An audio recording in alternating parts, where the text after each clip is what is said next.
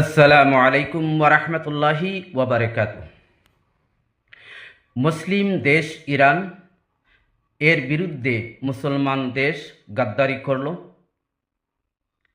এ সম্বন্ধে আমি বলতে চাই, যখন গাজায় অনেক শিশু, মুসলিম যুবক, নারীরা এই দুনিয়ার থেকে চিরবিদায় হয়ে গেল, কারা বিদায় করল?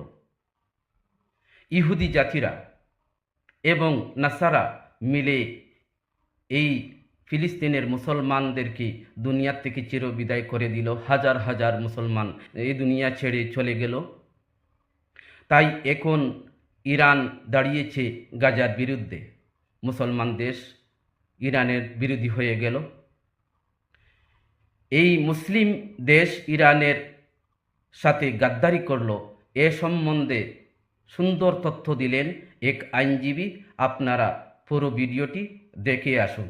মুসলিম বিশ্বের জন্য মায়ের খাচ্ছে। আজকে ইরানের সাথে যুদ্ধ হচ্ছে। ইরান অবস্থার চাহিদার আলোকে যত কথা বলেন, শিয়া সুন্নি দ্বন্দ্ব আপনারা লাগাইতে চান, একমাত্র মুসলিম রাষ্ট্র যেটা ঘাড় উঁচু করে দাঁড়িয়ে দেখিয়ে দিয়েছে অবস্থার চাহিদার আলোকে সকল ধরনের যোগ্যতা আমাদের আছে। আজকে পুরো বিশ্ব, মুসলিম বিশ্ব তার বিরুদ্ধে দাঁড়িয়েছে। আমেরিকাকে সহযোগিতা করছে, ইসরায়েলকে সহযোগিতা করছে। ইরান যখন মিসাইল মারে, পার্শ্ববর্তী রাষ্ট্রগুলো, জর্ডান, মুসলিম রাষ্ট্রগুলো এগুলো ঠেকায়।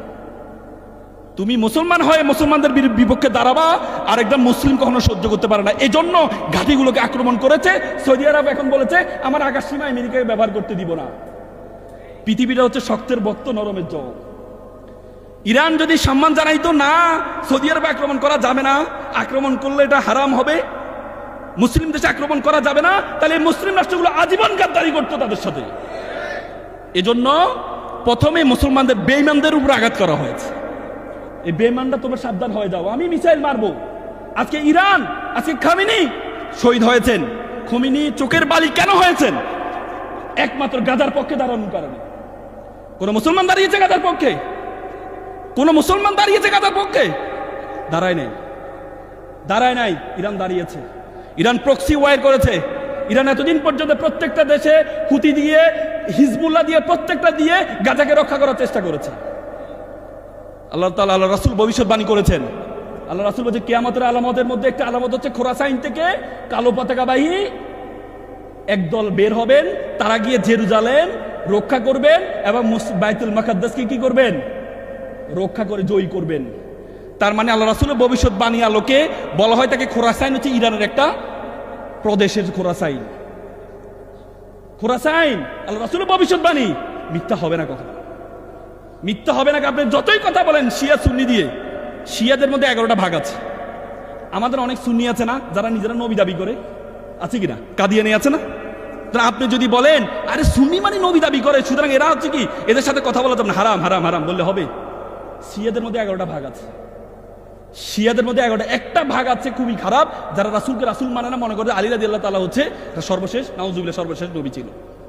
কিন্তু তার অনেকগুলো যারা এখন নেতৃত্বে আছে, তারা রাসূলকে মানে, তারা রাসূলকে মানে, তারা কোরআনকে মানে। আর আপনি শিয়া সুন্নির কথা বলে আপনি তাদের মধ্যে বিভেদ তৈরি করার চেষ্টা করছেন, তাদেরকে খারিজ করে দিচ্ছেন। না, আল মুসলিম ইখওয়াত, মুসলমান মুসলমানের ভাই, এটা আমাদের বুঝতে হবে। এজন্য আজকে ইরান যে যোগ্যতা অর্জন করেছে, ইরানের কথা এমন কোন কিতাব নাই যেখানে উল্লেখ নেই। পারস্যের কথা কোরআনে আছে, বাইবেলে আছে, প্রত্যেকটা কিতাবে পারস্যের কথা বলা আছে। পারস্যর এমনি এমনি হয় নাই, এমনি এমনি গাছ দেখাচ্ছে না ইরান। ইরানের যে ভৌগোলিক অবস্থান আল্লাহ তাআলা তাদেরকে দিয়েছে, ইরানকে স্থলপথে জীবনে কেউ আক্রমণ করতে পারবে না। চারপাশে পাহাড়। আমেরিকাকে যেভাবে কেউ আক্রমণ করতে পারবে না তার ভৌগোলিক কারণে, ইরানকেও কেউ আক্রমণ করতে পারবে না। এই জন্য পারছে না। পুরো বিশ্ব এক হয়ে গিয়েছে ইরানের বিপক্ষে, তারপরও পারছে না। ট্রাম্প তো এখন বাঁচার জন্য চাচ্ছে যুদ্ধ থেকে ব্যাক আসার জন্য, যুদ্ধ থেকে ব্যাক আসা। কিন্তু ওয়ামাকারুল্লাহ আল্লাহু খায়রুল মাকিরিন, আল্লাহ দেখিয়ে দিয়েছে, আল্লাহ দেখিয়ে দিয়েছে। তো সুতরাং আমাদেরকে এখান থেকে শিক্ষা হচ্ছে, আমরা যারা মুসলমান দাবি করি, মনে রাখবেন কোরআন শুধু তেলাওয়াতের নাম নয়। আমাদের একটু আগে একজন আলোচক চমৎকার, আমার খুব ভালো লেগেছে, কোরআন শুধু তেলাওয়াতের নাম নয়। আচ্ছা আমাকে বলুন তো, আমরা কি চোখ দিয়ে দেখি নাকি আলো দিয়ে দেখি? বলুন তো, আমরা কি চোখ দিয়ে দেখি নাকি আলো দিয়ে দেখি?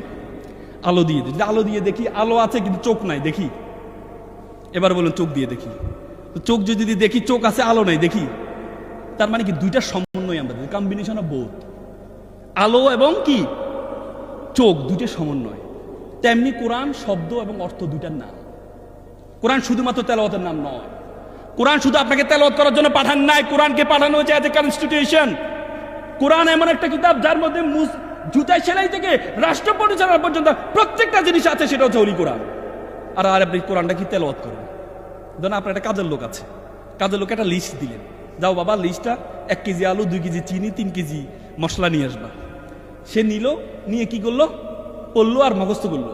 একটু পরে আপনি তারা বললেন বাবা নিয়ে আসছো, স্যার আমি তো মুখস্থ করে ফেলেছি। আপনি খুশি হবেন? আপনি কি বলবেন? বেটা তোকে আমি মুখস্থ করতে বলছি, তোকে আমি বলছি ঠিক আছে তুই পড়, বুঝ, মুখস্থ করলে কর, কিন্তু তারপর কি করতে হবে, কার্যকর নিয়ে আসতে হবে। আর তুই না নিয়ে এসে শুধু মুখস্থ করছো, তোর তো আমি এই জন্য পাঠাইনি। আপনি চাকরি রাখবেন? সুতরাং কোরআনটা হচ্ছে এমন, কোরআন হচ্ছে গাইডলাইন।